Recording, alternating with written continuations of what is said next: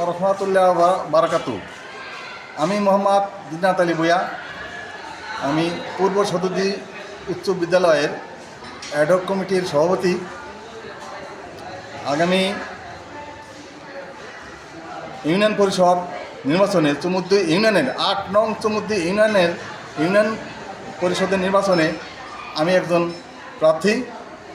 আমার উদ্দেশ্য হচ্ছে প্রথম উদ্দেশ্য হচ্ছে আল্লাহকে রাজি খুশি রাখা।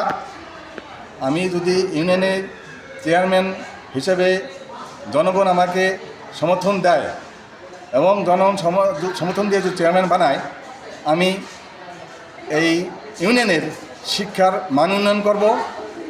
কেননা আমি এমন একটা প্রতিষ্ঠানে চাকরি করছি, ঢাকা বোর্ডের টপ 10 প্রতিষ্ঠানে চাকরি করছি। ঢাকা শিক্ষা board laboratory school and college মিরপুরে চাকরি করছি।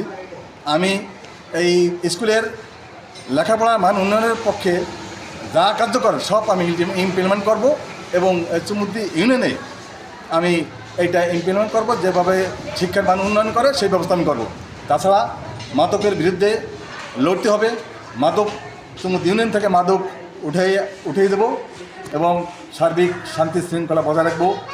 গরিব মেহনতি মানুষ যে কষ্ট না পায়, সেই ইউনিয়ন পরিষদ নির্বাচন হইলে সেটাও আমি লাভ করব। তাছাড়া গ্রামেও রাস্তাঘাট, অবহেলিত রাস্তাঘাট, সেই রাস্তাঘাট যেভাবে সুন্দর হয় সেই ব্যবস্থা করব। আমি চাই সত্য নিষ্ঠার পথে থেকে কাজ করার জন্য। কেননা বর্তমান সমাজের ব্যবস্থা আমার পছন্দ হয় না।